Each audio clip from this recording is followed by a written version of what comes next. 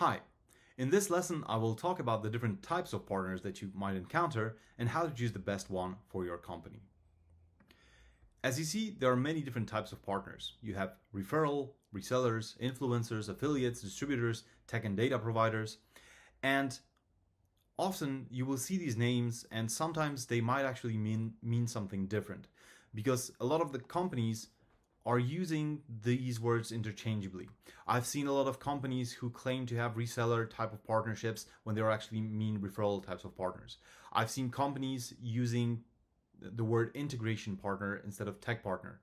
Affiliate and influencer is often used interchangeably as well.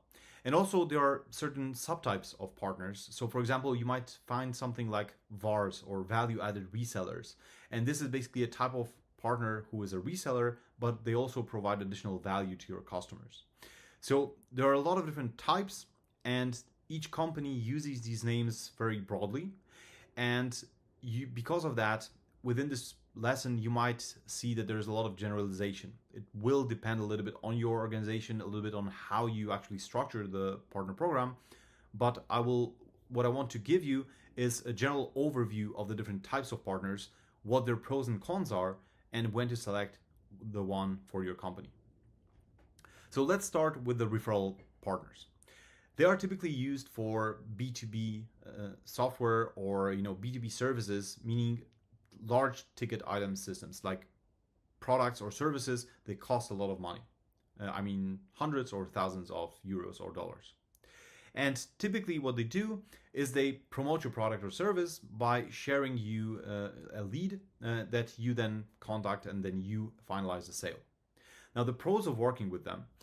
They do require some training, but it's not that much. They need to understand the general overview of what it is that you do, because typically they will meet with the customer and they just want to give them a small spoiler like, hey, there is this cool company I know of, let me connect you with them. You can also expect fairly quick results in terms of leads. This doesn't necessarily mean that you will have clients fairly soon because you might have a long sales cycle, but because they don't need much engagement, because they don't need a lot of training, they can actually start working on the leads quite soon. And also a very big pro of working with referrals or with referral partnerships is that you get to keep the relationship with the end customer. So when they bring the lead to you, you take over, you start working with them, you have the whole sales journey, you can onboard the customer, you can get their feedback, and you can build a relationship with them. You also tend to give away less money than you would, for example, for a reseller partner. Now, there are some cons, obviously, and first of all, they are less engaged than the resellers or integration partners because there's less skin in the game for them. They typically receive less money from you. Also, you will only be an add-on to their main business. So basically, they focus on one service or technology or one solution that they're providing, and your solution will only come and play whenever they see a good fit, but they will probably not likely actively be looking for leads for you. Because of this, they also sometimes have their own different KPIs, have their own different strategic decisions, and the engagement can fluctuate. They can focus on other areas, other sources of income than actually getting the commissions from you. And the last thing is that you don't really have a direct influence over their sales and results. You don't control how they get those leads. You don't really have a say in what they do, how they promote you, how they showcase your brand. And you have very limited influence in making them promote you more. The second type of partner is a reseller. And again, this is typically used for B2B large ticket items. Now, this type of partner, they basically typically purchase a product from you and resell it to their customers. They typically purchase it at a discounted rate. Sometimes, they might even resell it to a certain geographic area, for example. And basically, they become your sales team. And they are much more engaged than the referral partners because there's a lot of skin in the game. There's a lot of commissions they can get, or at least the discounts that they can receive and provide to their customers. They also can be used to validate and test the go-to-market strategy. because if you have 10 or 20 or 50 of these reseller partners, you can observe what is working, what is not working. You have a very close relationship with them. You know how they are working on generating those leads, and you can then test your assumptions and have A, B, C, D tests. And also, there's quite a lot of options to work on marketing activities because it's the same product or service that you are targeting, because it's the same product or services that you're promoting. It's easy to give money, and by giving this money, you will be promoting both their brand as well as your brand. You will, by getting them leads, you will be getting leads for yourself. In terms of cons, you can expect longer sales cycles.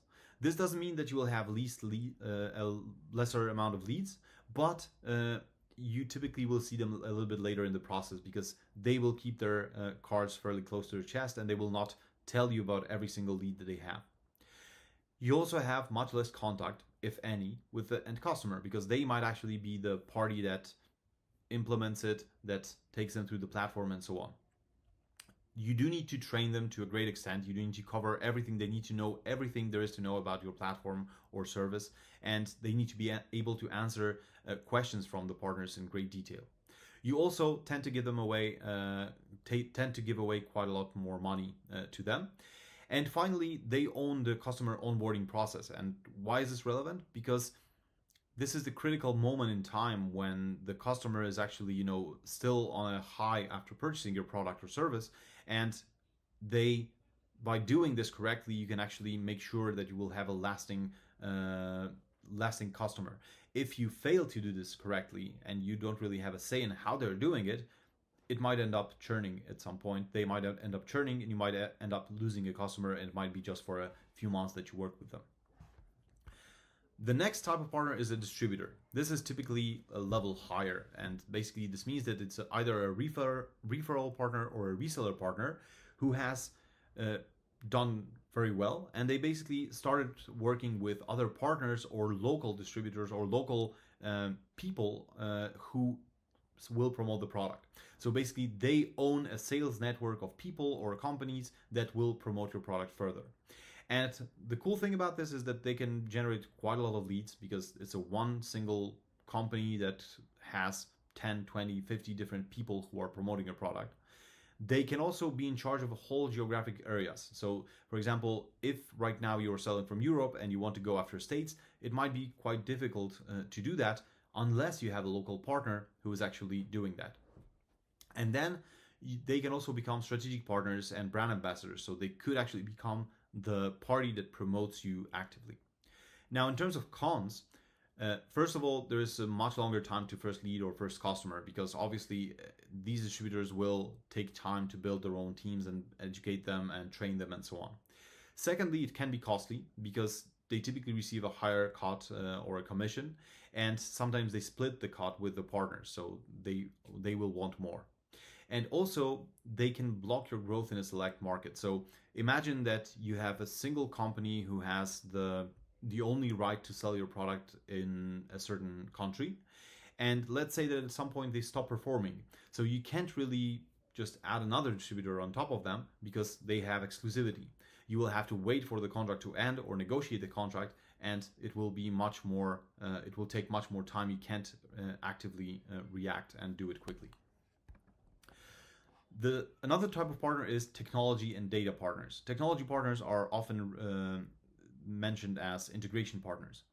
But basically, these types of partners are, they expand your tool or service by adding new features, adding new services, or adding new data to your platform. And these are used both in the B2C and B2B world. And the pros of working with them is that they greatly increase the value of your tool in terms of features because they might add a new app into your marketplace, for example, that will expand the possibilities of your platform. But also they can increase the value of your tool in terms of branding because you have an integration with them, your tool becomes more valuable. They also typically don't require consistent monitoring and collaboration. You typically will implement them at the very beginning. You will want to make sure that their integration works fine, but then it kind of works on autopilot. Of course, you will have to continue talking to them and make sure that they are happy and make sure that they are that you are both promoting the product and services, but it doesn't require as much time as referrals or resellers. In terms of cons, they typically don't generate sales directly. This sometimes happens, but it's not often the case. They can be costly because they sometimes have a situation where they are the let's say that they are the leader in their market, and they can actually request from you a large chunk of the money that's coming your way, because they know that the customers who will buy your product will buy it because it has integration with them. Also, sometimes if they have a strong position in the market, they can request you to pay for the cost of the implementation. That again can be costly. Sometimes they will split the cost both ways, and sometimes they will do it internally. But typically, they will want some sort of financial aid from you to implement this integration. And finally, you don't really have the full control over the quality of the integration. Now, you have some, because your team will likely test the integration and will confirm that it's working, but there is no real way of handling the day-to-day maintenance of the integration. So anytime you push a change, for example, in your platform, you should actually check whether the integration still works. And typically that doesn't happen automatically. That's not as easy as it should be, and there is no easy process for it outside of manual labor and some automations that you can use.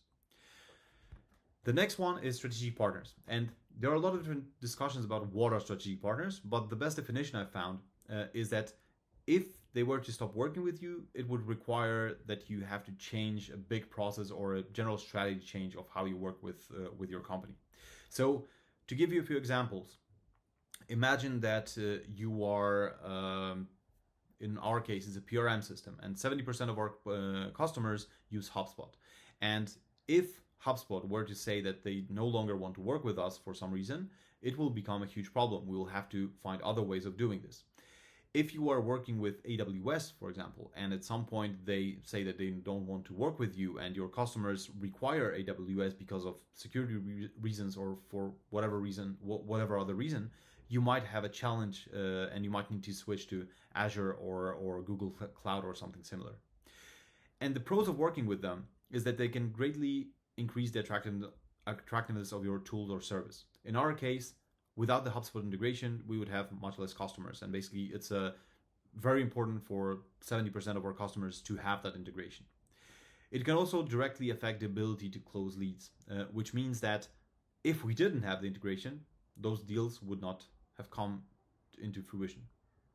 Now, in terms of cons, they do require time and attention, so you need to consistently work on them. You need to make sure that they're happy. You need to keep an eye out for changes in their company. You need to make sure that you are aware of their strategies and marketing, and you need to keep them engaged. And also, typically, they don't directly generate sales. I mean, they generate sales by just being a big player or a leader in a certain industry, but they don't typically help you with leads. Sometimes they do. Sometimes they'll help you with like small projects, proof of concepts and stuff like that. But typically they will just be a silent partner. And a big con of working with such companies like strategic partners is that sometimes, this depends on the organization, they can actually sabotage you or push you in certain directions.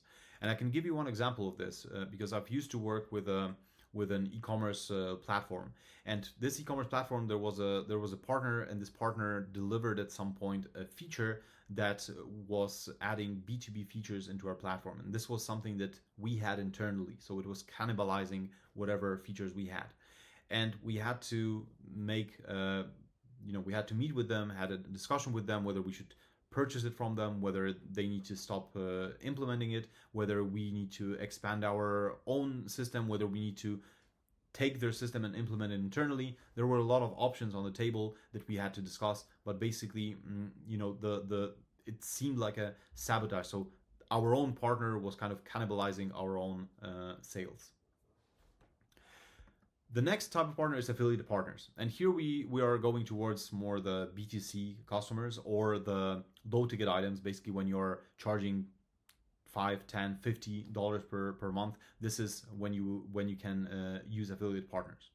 And the cool thing about them is that they have a very low customer acquisition cost because they typically, it will be a network of different individuals. They don't necessarily have to receive much money, and they have their own network. Everybody has their own network, so they will be posting your affiliate links to those networks, and typically they will receive some money back from them, but you only pay for results, so it kind of works. And they also require a very short onboarding because you typically either don't have to meet with them, or you can meet with them but in a more general setting, and this doesn't have to take much time. And typically you also either don't have to do any training at all, but just by showing them the website, or you do self-serve training like an academy or something like that, or in video form that they can just watch and start selling your product or promoting your product.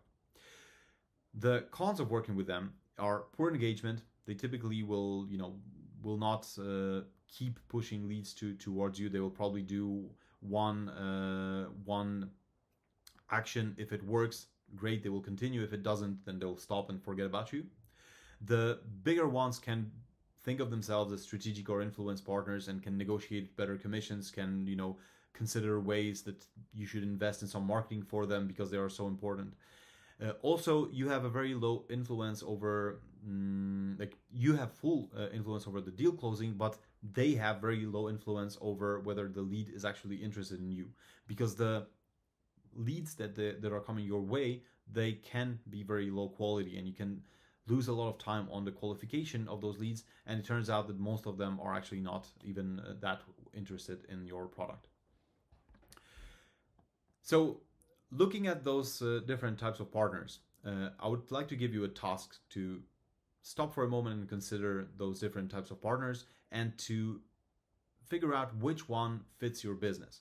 And if you are already using some type of partner, and if your partner program is already based on a certain type of partner, consider whether you are actually seeing the same pros and cons, first of all, and also if there are any others that you should try out. Because what typically companies, they tend to do is to have not only one type of partner, but many types of partners that they use.